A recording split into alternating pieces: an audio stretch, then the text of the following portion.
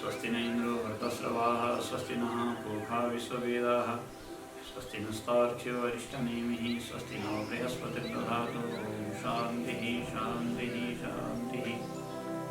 गुरुर्ब्रह्मा गुरुर्विष्णुः गुरुर्देवो महेश्वरः गुरुः साक्षात् परं ब्रह्म तस्मै श्रीगुरवे नमः। हामीहरू ब्रह्मसूत्रको स्वाध्यायको क्रममा छौँ र भगवत्पाद शङ्कराचार्यको भाष्य अनुसार अध्यासको विषयमा हामीहरू चर्चा गर्दै थियौँ। अध्यास भनेको के हो? सुरुमा नै ब्रह्मसूत्रको आरम्भमा नै भाष्यकारले अध्यासको विषय किन उठाउनु भयो, त्यसको प्रयोजन के हो भन्ने विषयमा पनि हामीले अस्ति योभन्दा अघिल्लो पाठमा चर्चा गरेका थियौँ। हुन त अज्ञान सबै बन्धनको मूल कारण हो, तर अज्ञानले पनि अध्यास मार्फत नै संसार बन्धनमा पार्छ र दुःखको र बन्धनको जो प्रतीति छ त्यो अध्यासद्वारा नै सम्भव भएको हो। र सुसुप्ति अवस्था यसमा दृष्टान्त छ। सुसुप्ति अवस्थामा पनि अज्ञानता छ, तर शरीर इन्द्रिय आदिमा अध्यास तादात्म्य अध्यास नभएको हुनाले दुःखको प्रतीति छैन र बन्धनको प्रतीति पनि छैन। त्यस्तै प्रलयमा मूर्छामा दुःखको जो तीव्र वेग छ त्यो शरीरमा अथवा मनमा इन्द्रियमा तादात्म्य गरेर नै दुःखको अनुभव हुन्छ मान्छेलाई। शोक मोह इत्यादि जति पनि बन्धन छन् ती सबैको अनुभव तादात्म्य शरीर इन्द्रियमा तादात्म्य गरेर नै हुन्छ। यसरी विचार गर्दा अनर्थको मूल कारण अज्ञान भए पनि त्यो अनर्थको मुख्य अनुभव हुनका लागि चाहिँ अध्यास नै आवश्यक पर्छ। अध्यासले नै मान्छेलाई धेरै दुःख दिएको हुनाले सबभन्दा पहिला अध्यासकै निरूपण गर्न, अध्यासको स्वरूप जान्न र त्यो जानेर त्यसलाई निराकरण गर्ने प्रयास गर्नका लागि भाष्यकारले सबैभन्दा पहिला अध्यास भाष्यको आरम्भ गर्नुभएको हो। र अध्यास भाष्यको अन्तिममा निष्कर्षको रूपमा उहाँले भन्नुभएको छ, एवं अयम अनादिः अनन्तः नैसर्गिकः अध्यासः मिथ्या प्रत्ययरूपः कर्तृत्व भोक्तृत्व प्रवर्तकः सर्वलोक प्रत्यक्षः। यहाँ विभिन्न विशेषणहरूद्वारा अध्यासको निरूपण गरिएको छ। कस्तो छ अध्यास भन्दा अनादिः, अनि फेरि कस्तो छ भन्दा अनन्तः, अनि फेरि कस्तो छ भन्दा नैसर्गिकः, अनि मिथ्या प्रत्ययरूपः कर्तृत्व भोक्तृत्व प्रवर्तकः सर्वलोक प्रत्यक्षः। यसरी 6वटा विशेषण भए अध्यासका। कस्तो छ यो अध्यास भन्दा अनादि छ। कहिलेदेखि अध्यास सुरु भयो भनेर बताउन सकिँदैन। कुन दिन हामीले सबभन्दा पहिलोचोटि शरीरमा तादात्म्य बुद्धि गऱ्यौँ, सबभन्दा पहिलो पटक शरीरमा तादात्म्य बुद्धि हामीले कहिलेदेखि सुरु गऱ्यौँ भनेर हामी कसैले पनि बताउन सक्दैनौँ, भन्न सकिँदैन यो कुरा। त्यही भएर अनादि कहिलेदेखि छ भन्दा जुन कुराको आदि बताउन सकिँदैन त्यसलाई अनादि भनिन्छ। यो जहाँसुकै पनि नियम लाग्छ, अनादि। अब रुख पहिला थियो कि बिउ पहिला थियो भनेर कसैले प्रश्न गर्यो, रुख पहिला थियो कि बिउ पहिला थियो भन्ने। यदि रुख थिएन भने बिउ कहाँ फल्यो भनेपछि रुख पहिला हुनु पर्यो। अब बिउ नभए रुख जन्मिने हो भने फेरि बिउ त्योभन्दा पहिला बिउ थिएन भनेर अहिले पनि बिउ बिना नै रुख भयौँ, खुइ हुनु पर्यो, रोप्नै नपर्यो भनेपछि रुख पहिला थियो कि बिउ पहिला थियो भन्ने प्रश्नको उत्तर के हुन्छ भन्दा यो अनादिकालदेखि थियो। अब के थियो कस्तो थियो थाहा छैन। जुन कुराको निरूपण गर्न सकिँदैन, यही दिनदेखि ठ्याक्क थियो भन्ने कुरा त्यसलाई हामी अनादि भन्छौँ। यो दर्शनको प्रक्रिया नै हो। र संसारको सम्बन्धमा पनि सबै दार्शनिकले, संसारका सबै दार्शनिकले संसारलाई अनादि नै मानेका छन्। किन भन्दा यसको गते तिथि मिति तोकेर यति समयमा यो भएको थियो भनेर भन्न सकिँदैन। र हाम्रो पुराण आदिमा कल्पको व्यवस्था छ, ब्रह्माजीको आयुको व्यवस्था छ। सङ्कल्प गर्दा हामी सृष्टिको आयुको पनि कुरा त गर्छौँ। ब्रह्मण द्वितीय परार्धी श्वेतपारा कल्पी भन्छ। दोस्रो परार्ध 50 वर्ष बित्यो, अब 51 वर्ष सुरु भयो। ब्रह्माजीको 51 वर्ष लाग्यो, त्यसको आयु पनि छ, सबै छ। तर यो पटकको सृष्टिको त्यो आयु हो। यस्तो सृष्टि कति पटक भयो, कहिलेदेखि सृष्टि सुरु भयो भनेर चाहिँ भन्न सकिँदैन। अध्यास पनि त्यही बेलादेखि, जुन बेला सृष्टि सुरु भयो त्यही बेलादेखि अध्यास छ, चलिआएको छ। त्यही भएर यो पनि कहिलेदेखि थियो भनेर भन्न सकिँदैन। त्यही भएर भयो अनादि। अनि अनन्त भन्नुको अर्थ के भन्दा कहिले पनि नाश नहुने। यसको अर्थ ज्ञान नहुन्जेल नाश नहुने भन्ने गर्नुपर्छ। अनन्त भन्नेको अर्थ के त भन्दाखेरि ज्ञान नहुन्जेल नाश नहुने। नास्ति अन्तः, तत्त्वज्ञानम विना नास्ति अन्तः यस्य सः अनन्तः। तत्त्वज्ञान नभइकन जसको समाप्ति हुन सक्दैन, जसको अन्त हुन सक्दैन, त्यसलाई अनन्त भनेर भनियो। अध्यास अनन्त छ। अनि फेरि कस्तो छ भन्दा नैसर्गिक। नैसर्गिक भनेको स्वाभाविक छ।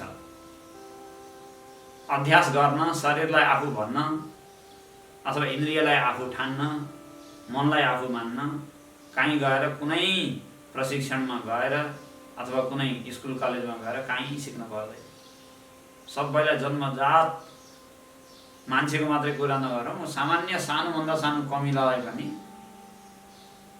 त्यो नैसर्गिक रूपमा अध्यास छ। शरीरमा आत्मभाव छ। उसलाई कसैले छस्स घोच्यो भने मजासँग दौडिन्छ कमिला। अब खुट्टै सानो छ त बिस्तारै दौडिनु भइहाल्यो। मान्छे जस्तो छिटो त किन दौडिन सक्छ?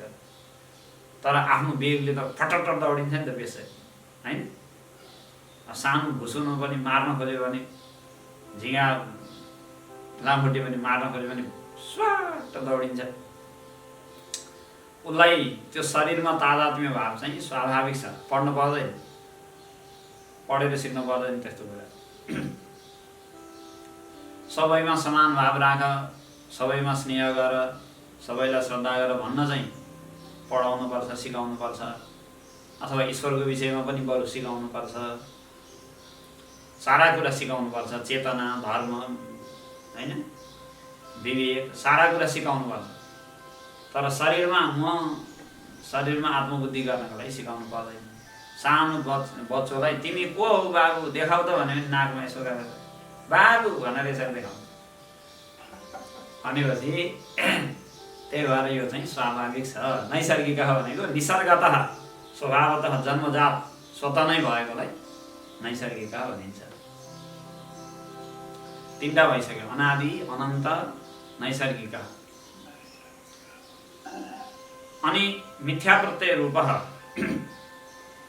नैसर्गिक हो भने यथार्थ हो कि भन्ने शङ्का होला। नैसर्गिक भयो भने त जो जन्मजात छ यथार्थको हो कि भन्ने शङ्का होला। त्यही भएर भनियो मिथ्या प्रत्यय रूप। यो मिथ्या प्रत्यय हो। हुन त जन्मजात छ, स्वाभाविक छ, अनादिकालदेखि छ। तर यो हो चाहिँ मिथ्या प्रत्यय हो। अर्थात् यो मिथ्या ज्ञान हो, भ्रम ज्ञान हो। किन भन्दा ज्ञानद्वारा अन्तिममा बाधित हुन्छ, त्यही भएर भ्रम हो। भ्रम भनेको देखुन्जेल पुरै सत्य देखिने, तर बाध भएपछि बल्ल ए मिथ्या रहेछ भन्ने थाहा हो। भ्रम भनेको देख्दाखेरि अलिक कमजोर देखिने भन्न खोजेको होइन, देख्दा उस्तै देखिने। जस्तै कोही मान्छेले सपनामा मिठाई खाएको सपना देख्यो भने जाग्रतमा खाएको मिठाईभन्दा कम मिठो हुन्छ त सपनाको मिठाई? उस्तै मिठो हुन्छ, झन् मिठो लाग्नु बेर छैन। मजा आउँछ खायो। जाग्रतमा बरु धेरै खायो पेट दुख्छ। सपनामा जति खाए पनि आफ्नै सपना हो, आफैले बनाएको पेट हो सपनाको, किन दुखाउनु परेको? खायो 10 किलो मजासँग खायो, मिठो मानी खाएको खाइ गरे। सपना देखुन्जेल त्यो देख्ने मान्छेलाई यो मिथ्या हो, यो असत्य हो भन्ने लाग्दैन। मैले यो गरिरहेको छु भन्ने लाग्छ।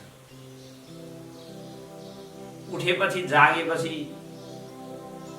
मिथ्या रहेछ भन्ने थाहा हुन्छ, नजागुन्जेल थाहा हुँदैन। अभ्यास पनि त्यस्तै हो। जब तत्त्वज्ञानमा जाग्छ मान्छे अनि अहिलेसम्म गरेको मैले शरीरलाई आफू ठानेको, मनलाई आफू ठानेको, इन्द्रियलाई आफू ठानेको यो त सबै अभ्यास रहेछ, मिथ्या रहेछ भन्ने थाहा पाउँछ। तत्त्वज्ञान हुनुभन्दा अगाडिसम्म थाहा पाउँदैन। कयौँ जन्म भनौँ न, अब कयौँ जन्म कयौँ कल्प बितिसके, अब अहिलेसम्म थाहा नै पाएको छैन यो भ्रम रहेछ भन्ने कुरा। तत्त्वज्ञान नभए थाहा पाउँदैन। जतिसुकै जन्म बितोस्, जतिसुकै आयु बितोस्,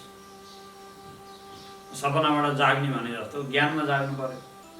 अनादि मायया सुप्तो यदा जीवः प्रबुध्यते अजमनिद्रम स्वप्नम अद्वैतम बुध्यते तदा। माण्डुक्य कारिका गौडपादाचार्य भन्नुहुन्छ, अनादि मायाको निद्रामा सुतेको छ जीवात्मा, अनादिकालदेखि मायाको निद्रामा सुतेको छ। अनि मायाको निद्रामा सुतेको बेलामा मान्छे बडबडाउँछ नि, के भन्छ बडबडाउने मान्छे त्यस्तै बडबडाएर बसेको छ। म स्त्री, म पुरुष, म चाहिँ विद्यार्थी, म शिक्षक, अथवा म यो ब्राह्मण, क्षत्रिय, वैश्य, शूद्र भनेर यो जम्मै बडबडाएको भयो वेदान्तको भाषामा है। मिथ्या प्रत्यय रूपः भन्ने कुरा हुँदै थियो। यो अध्यास के हो भन्दाखेरि मिथ्या प्रत्यय हो।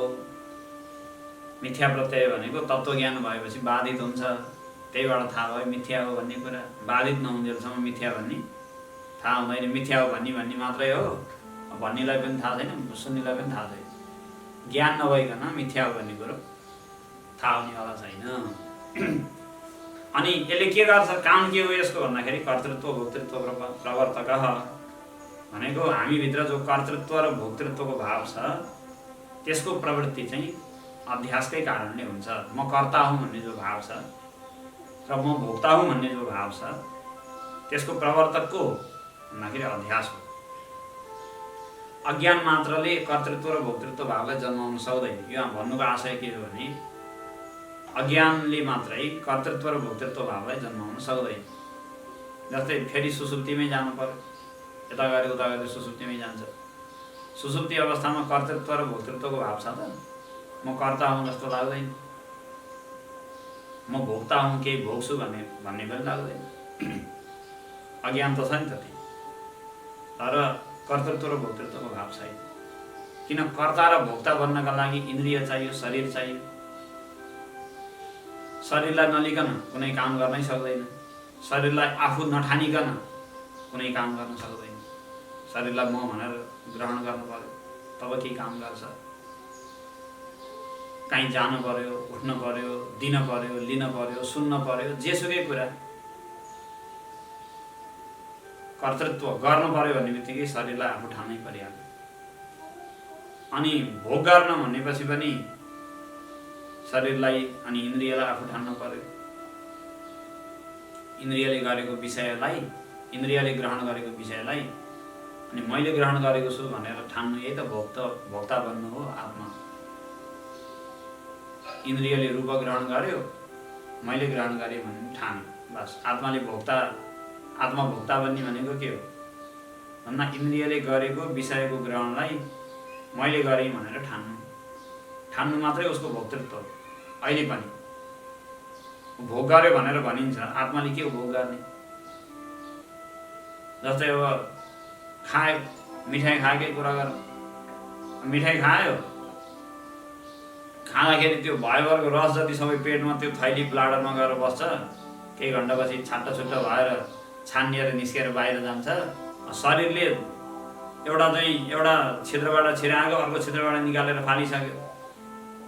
अब त्यसको अलिअलि भएको रस चाहिँ उही शरीरमा रगत सगत कहाँ लाग्यो, बाहिर जिब्रोमा एकछिनसम्म त्यो छोइयो। आत्मामा त कहाँ छोइयो?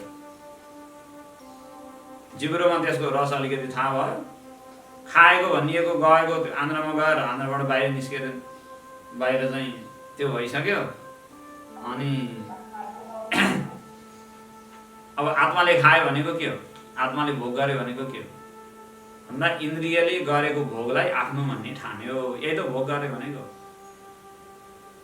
इन्द्रियले जो विषयलाई ग्रहण गर्छ, इन्द्रियले तितो टर्रो अथवा गुलियो नुनिलो जे इन्द्रियले त्यहाँ ग्रहण गर्छ, त्यो इन्द्रियले गरेको भोगलाई मैले भोग गरेँ भनेर ठान्यो। ठान्नु नै हो उसको भोग भनेको। अर्को केही नि भोग छैन। तर त्यो ठान्नका लागि के हो त भन्दा इन्द्रियले गरेको भोगलाई मैले गरेँ भन्नका लागि के चाहियो भन्दा इन्द्रियलाई म ठान्न पर्यो नि त। त्यो इन्द्रियलाई म मान्ने अध्यास हो। शरीरको सुख दुःखलाई मेरो मान्नका लागि शरीरलाई नै मैले आफू मान्न पर्यो, त्यही त अध्यास हो। त्यही भएर कर्तृत्व भोक्तृत्व प्रवर्तक, कर्तृत्वको भाव र भोक्तृत्वको भावको प्रवर्तक चाहिँ अध्यास हो। अनि सर्वलोक प्रत्यक्ष, यो चाहिँ ब्रह्मसूत्र पढेर मात्रै थाहा हुने हो कि भनेको होइन। ब्रह्मसूत्र पढ्नु पर्दैन अध्यास गर्नलाई। अध्यास हो भनेर बुझ्न त पढ्न पर्ला होइन। तर अध्यास गर्नका लागि, शरीरमा तादात्म्य भाव गर्नका लागि अथवा मनमा इन्द्रियमा तादात्म्य बुद्धि गर्नका लागि कुनै अध्ययन इत्यादि चाहिँदैन। सर्वलोक प्रत्यक्ष छ, सबै संसारका प्राणीहरूलाई यो कुरा प्रत्यक्ष छ। र यो अनर्थको कारण भएको हुनाले अस्य अनर्थ हेतु हो प्रहाणाय आत्मैकत्व विद्या प्रतिपत्तये, आत्माको एकत्व सिद्ध गर्नका लागि सम्पूर्ण वेदान्त चाहिँ आरम्भ गरिन्छ भनेर यहाँ प्रसङ्ग आएको छ। अब यसरी अध्यासलाई निवारण गर्नु, अब अध्यासलाई निवारण कसरी गर्ने, अध्यासलाई निवारण गर्नु नै यसको प्रयोजन हो भन्ने यहाँ उल्लेख भयो। अध्यासलाई निवारण कसरी गर्ने भन्दा अज्ञान नाश नगरी त अध्यास हट्नेवाला छैन। अध्यास किन भयो भन्दाखेरि आफ्नो स्वरूप बुझ्न नसकेको हुनाले नै भयो। आफ्नो स्वरूपलाई यदि बुझेको थियो भने अर्कोलाई म भनेर भन्न पर्दैन थियो, शरीरलाई म मान्न पर्दैन थियो अथवा इन्द्रियलाई म ठान्न पर्दैन थियो। अब अज्ञानलाई ज्ञानले नष्ट गर्ने हो। त्यही भएर तत्त्वज्ञानद्वारा अज्ञान नाशपूर्वक अध्यासलाई विनाश गर्नु नै ब्रह्मसूत्रको चाहिँ मुख्य काम हो भन्ने कुरा देखियो। अब शास्त्रमा 4वटा कुराहरू आरम्भमै हुन्छन् भन्ने हाम्रो परम्परा छ। सम्बन्ध, अधिकारी, विषय र प्रयोजन। सम्बन्धस्स अधिकारी च विषयस्स प्रयोजनम्। त्यो ग्रन्थलाई अध्ययन गर्ने अधिकारी को हो, अनि त्यो शास्त्रको प्रतिपाद्य विषय के हो, अनि त्यसलाई बुझ्नुको जान्नुको प्रयोजन के हो, अनि शास्त्र र तत्त्वको बीचमा अथवा जिज्ञासु र त्यो तत्त्वको बीचमा सम्बन्ध के हो, यी सबै कुराहरू शास्त्रको आरम्भमा नै बताइदिनुपर्छ ताकि आफू आफ्नो अधिकार अनुसार व्यक्तिले चाहिँ तत्तत् शास्त्रलाई ग्रहण गर्न सकोस्। हाम्रो सनातन धर्मको विशेषता भनेकै हरेक शास्त्रमा अधिकारी भेद छ। यो अर्को कुनै पनि धर्म अथवा अर्को कुनै पनि परम्परामा नभएको चिज हो। जस्तै अरू विभिन्न धर्म छन्, एउटै शास्त्र, एउटै देवता, एउटै कुरा, बस त्योभन्दा 2-3टा कुरा छैन। के गर्ने हो भनेपछि बिहान उठ्ने यति बजी यो गर्ने, बेलुका सुत्ने बेलामा यति बजी यो गर्ने, बस सक्यो। हप्ताको यो बार त्यहाँ गएर निश्चित ठाउँमा गएर प्रार्थना गर्ने हो कि के गर्ने हो, बस। सबैलाई एउटै अधिकार, एउटै काम, एउटै व्यवस्था। त्यो चाहिँ सङ्गठनात्मक जति धर्महरू पछिल्लो समयमा आएका छन्, ती सङ्गठनात्मक धर्महरूको पहिचान यस्तै छ।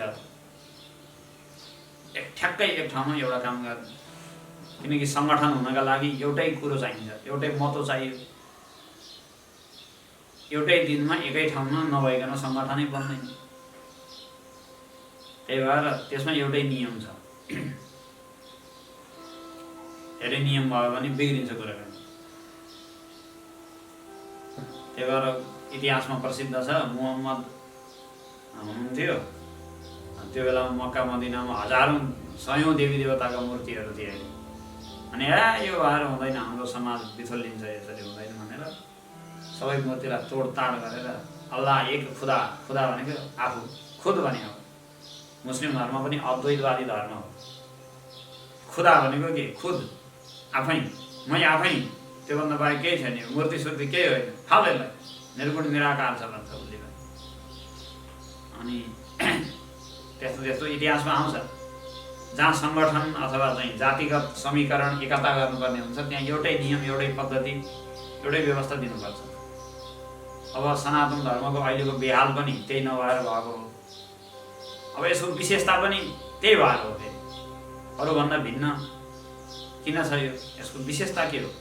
आफ्नै एउटा विशेषता छ कि विभिन्न अधिकारी, विभिन्न शास्त्र, विभिन्न पद्धति, विभिन्न उपासनाको नियम र मान्छे पिछेका छुट्टा छुट्टै सुर।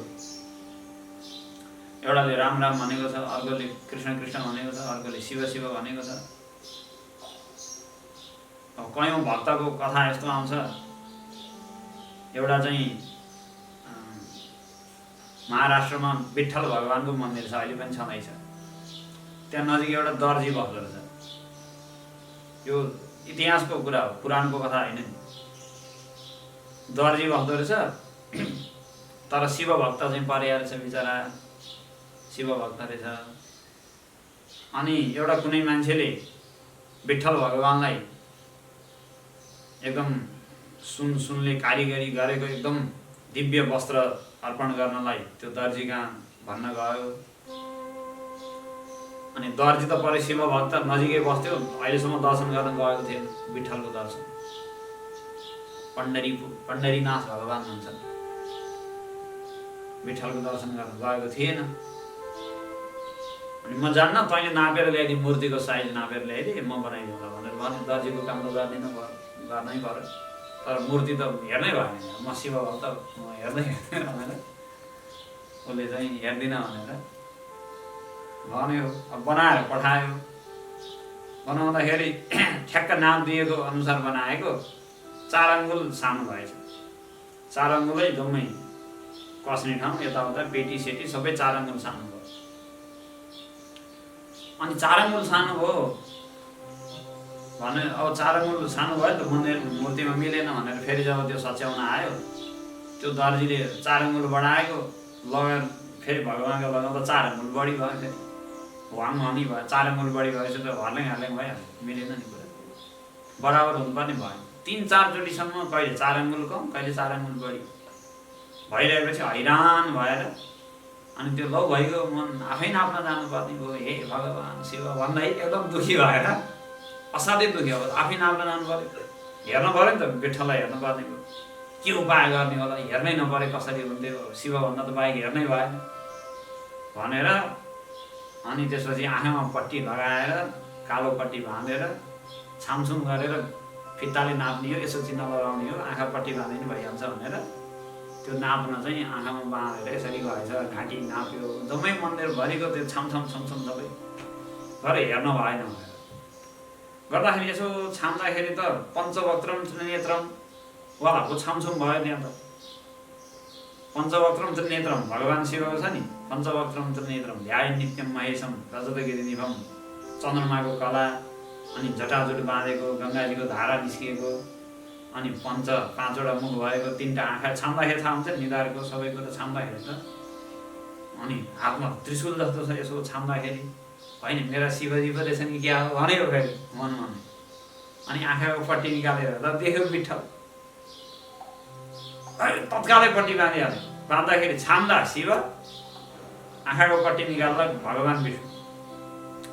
धेरैचोटि भइसकेपछि अनि उसले के बुझ्यो भन्दाखेरि ल दुइटै एउटै रहेछन् भन्ने बुझेर अनि फर्केर आयो अरे भन्ने कथा चाहिँ इतिहासमा आउँछ। त्यो दर्जीको कथा भनेपछि विशेषता छ, हाम्रो एउटा विचित्र छ। सनातन धर्मको एउटा विशेषता हो, यो संसारमा कहीँ पनि छैन कि भक्तको भाव अनुसार अथवा उपासनाको आफ्नो स्वतन्त्रता, मैले के चाहने हो, कुन रूपमा मैले आफ्नो मनलाई त्यसमा लगाउन सक्ने हो त्यही रूपमा लगाए भयो। जे गरे पनि भयो। जप गर्नेवाला त्यसैमा लागेको छ, भगवान्को नाम जप नगरी केही हुँदैन भन्छ। कीर्तन गर्नेवाला आफ्नै कीर्तनकै निष्ठामा लागेको छ, कीर्तन नगरी हुँदैन भन्छ। ध्यान गर्नेवाला आफ्नै निष्ठामा छ, ध्यान नगरी हुँदैन भन्छ। विचार मार्गमा लागेको मान्छे सत्सङ्ग नगरी, श्रवण मनन निधिध्यासन नगरी हुँदैन भन्छ। भक्ति गर्ने मान्छे समर्पण नगरी हुँदैन, सर्वस्व निवेदन आत्मनिवेदन गर्नुपर्छ भन्छ, त्यसैमा लागेको छ। सबै थरी मान्छेलाई सबै थरी उपायले त्यो तत्त्व प्राप्त हुन्छ। एक ठाउँ विवेकानन्दले भनेको भनाइ आउँछ। विवेकानन्द पहिला ब्राह्मण समाजमा लागेका थिए, त्यो बेलामा ब्राह्मण समाज भन्ने स्थापना भएको थियो, जो चाहिँ सगुणलाई नमान्ने, भगवानको उपासना पूजा सगुणलाई जो अक्षता धूपबत्ती पाती गरिन्छ नि मन्दिरहरूमा, त्यसलाई नमान्ने, ईश्वरलाई मान्ने तर निर्गुण निराकार हो। त्यो ईश्वर हृदयभित्र मात्रै बस्छ, सर्वव्यापक छ, हृदयभित्र पनि छ, त्यो ढुङ्गा ढुङ्गामा पूजा गर्दै हिँड्ने चाहिँ होइन भन्ने खालको एउटा समाज थियो त्यो बेलामा, ब्रह्म समाज। त्यसमा लागेका तार्किक, त्यो ढुङ्गामा पूजा गरेर के हुन्छ भन्ने खालका पनि त्यस्ता थिए। अनि काहीँ उनले भनेको पछि भनेको भनाइ प्रसिद्ध छ, म पहिला मूर्तिमा चाहिँ मूर्ति पूजालाई नमान्ने, मूर्ति पूजालाई खण्डन गर्ने मान्छे थिएँ, तर दैववश मलाई त्यो सर्वव्यापक चैतन्य तत्त्वको प्राप्ति त्यही महापुरुषको नजिक भयो जसले सबै थोक मूर्ति पूजाबाट प्राप्त गरे। रामकृष्ण परमहंसले त कालीको मूर्तिलाई पूजा गरेकै भरमा सबै थोक प्राप्त गरेको हो नि। उनलाई त त्योभन्दा बाहेक अर्को कुनै साधना, कुनै ज्ञान, कुनै चिन्तन मनन ध्यान निर्ध्यासन केही गरेको होइन। कालीकै भक्ति गरेको हो, पूजा कालीकै, उपासना कालीकै, जमै थोक कालीकैबाट गरेको हो।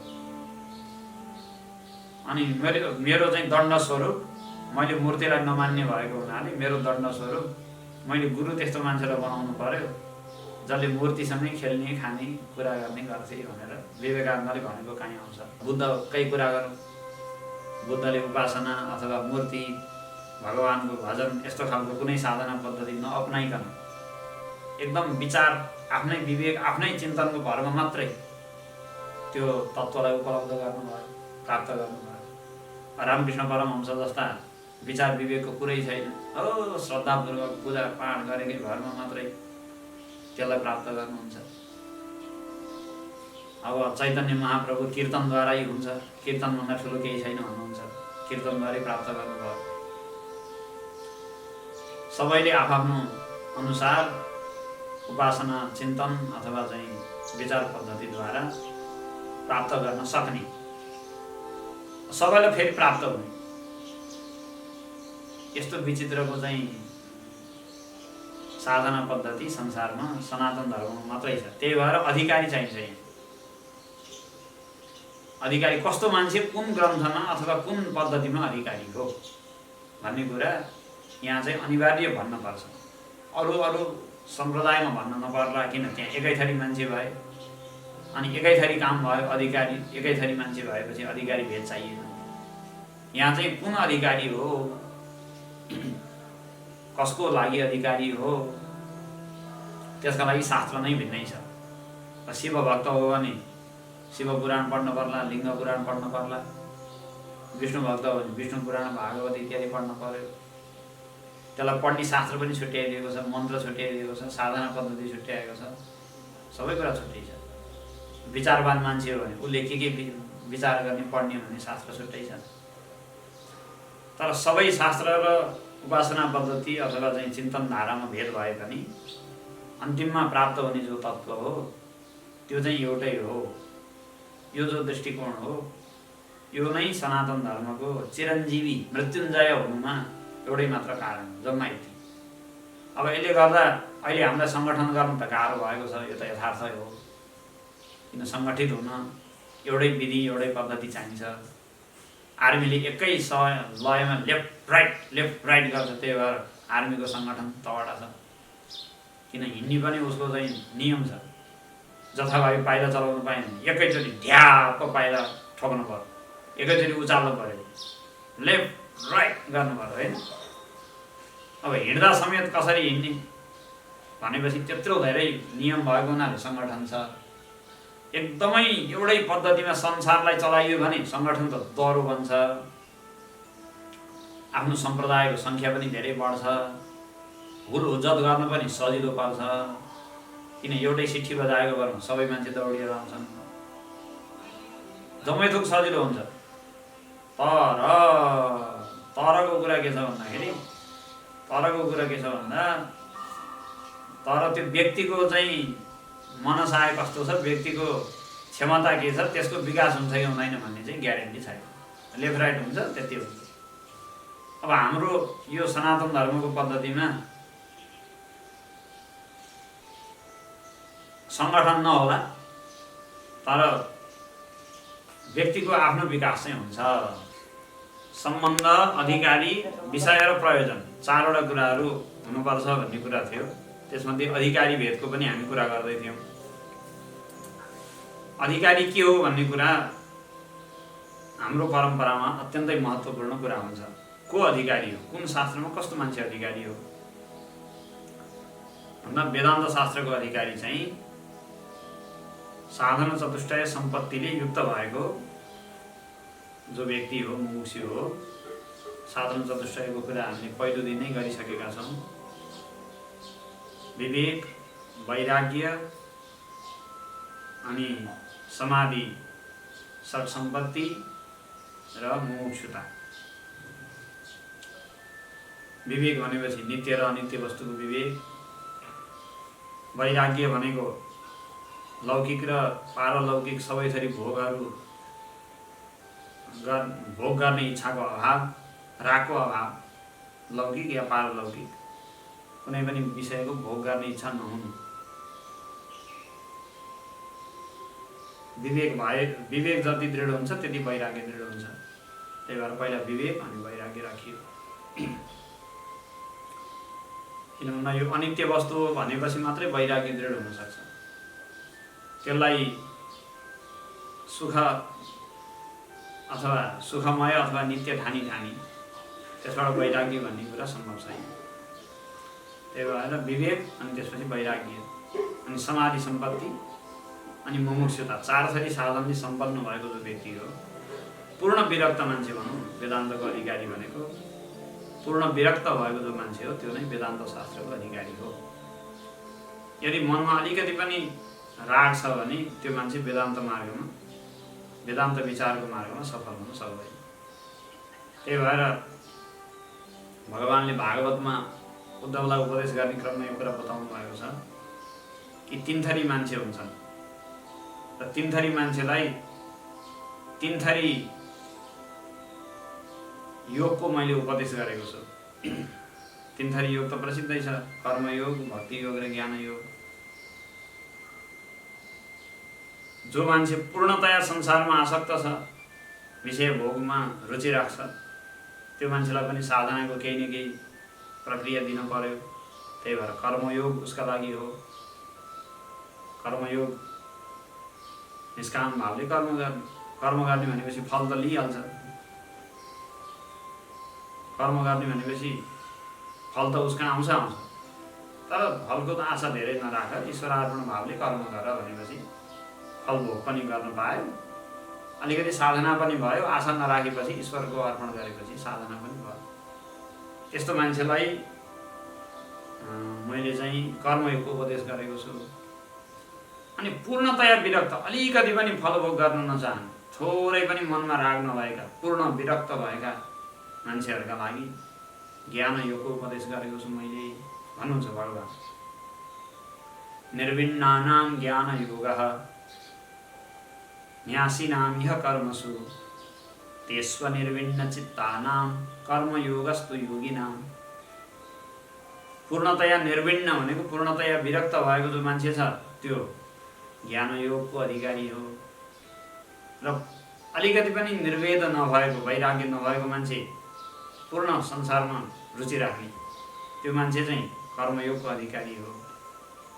र बीचको जो मान्छे छ, अलिकति वैराग्य अलिकति राग जस्तो बीचमा बसेको, अनि श्रद्धा चाहिँ भएको, फेरि भगवानमाथि श्रद्धा प्रशस्त भएको, तर पूर्णतया रागी पनि होइन, पूर्णतया विरक्त पनि होइन। फेरि कमसेकम भगवानलाई चढाएकै भए पनि प्रसाद मिठाई खान पाइन्छ भन्ने खालको कि भगवानलाई चढायो, नैवेद्य मजासँग 84 व्यञ्जन कति व्यञ्जन चढायो, अनि प्रसाद त आखिर फर्केर आफूलाई आउने त भनेपछि पूर्णतया रागी पनि होइन, पूर्ण भगवानमाथि श्रद्धा विश्वास छ, श्रद्धा चाहिँ एकदम राम्रो छ, मनमा भावमय मान्छे छ, अनि पूर्णतया विरक्त पनि होइन, त्यस्तो मान्छे चाहिँ अनि भक्ति योगको अधिकारी हो भनेर भगवानले भागवतमा एकादश स्कन्धमा बताउनु भएको छ। जहाँसुकै पनि अधिकारी भेदको चर्चा छ। वेदान्त विचार मार्ग भएको हुनाले यहाँ चाहिँ पूर्णतया विरक्त भएको मान्छे नै अधिकारी हुन सक्छ। अनि विषय के हो भन्दाखेरि आत्मैकत्व विद्या प्रतिपत्तये भनेर लेख्नुहुन्छ भाष्यकार।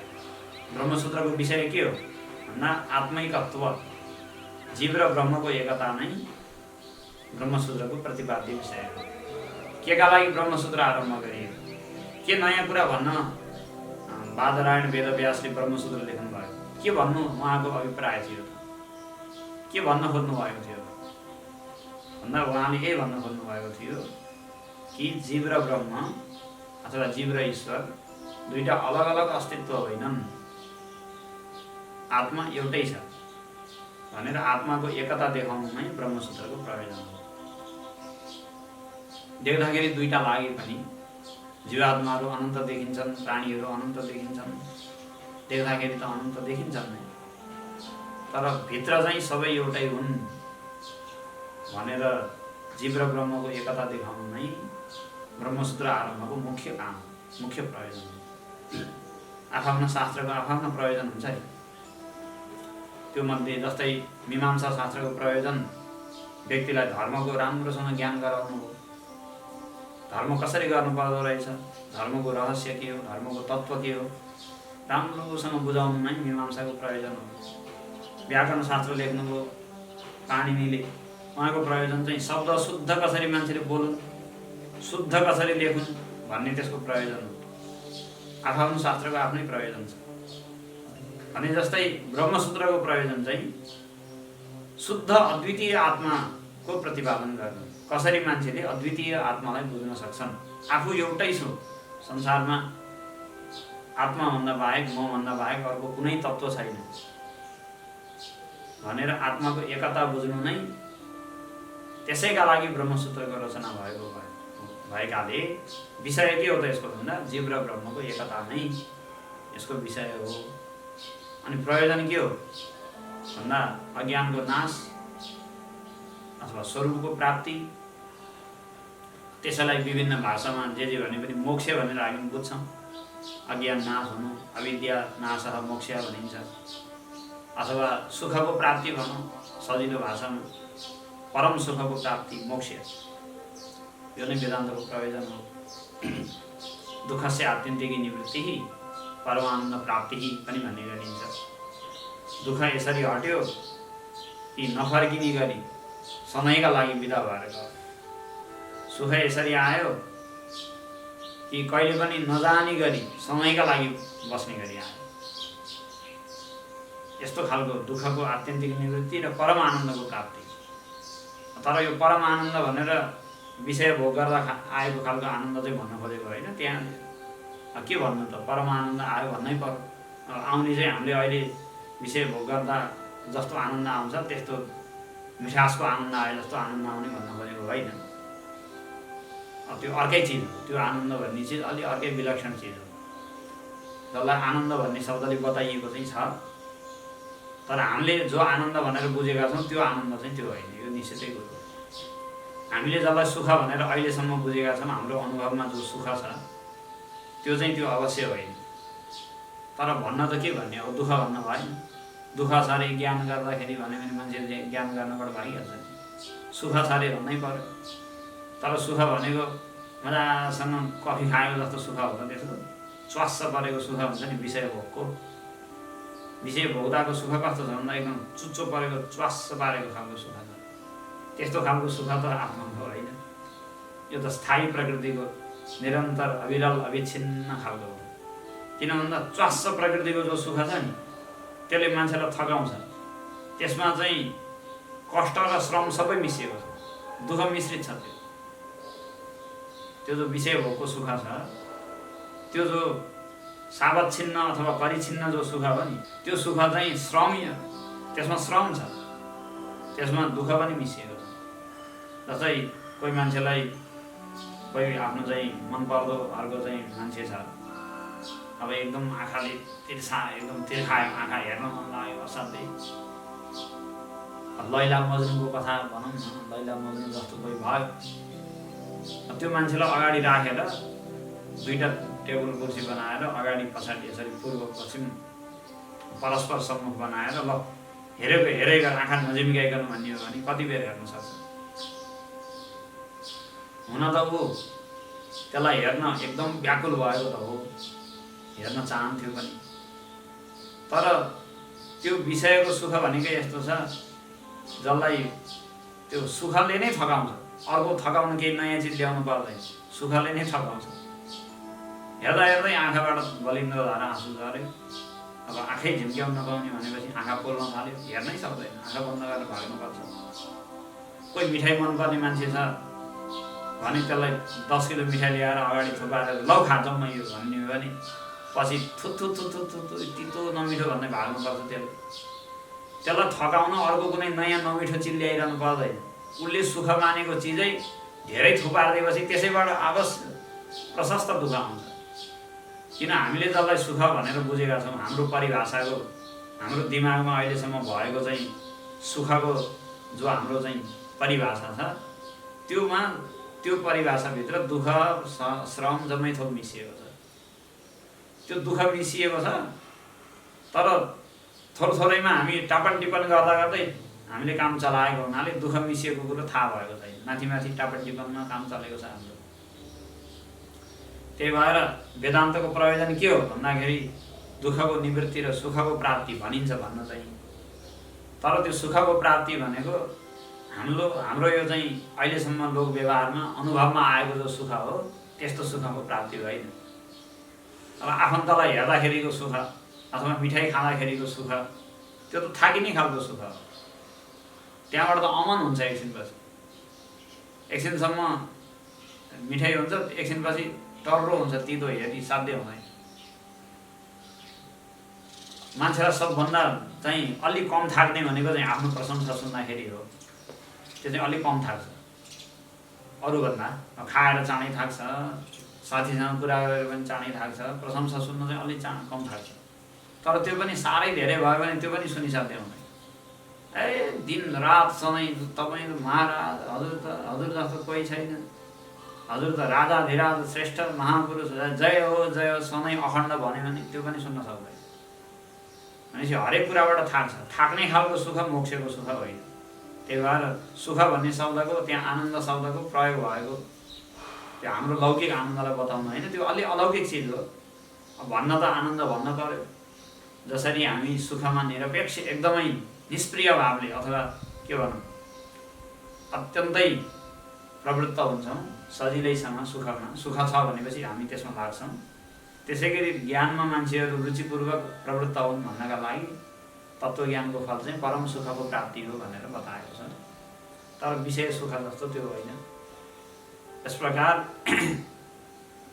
अधिकारी को हो भन्दा पूर्ण विरक्त व्यक्ति ब्रह्मसूत्र अध्ययनको अधिकारी हो।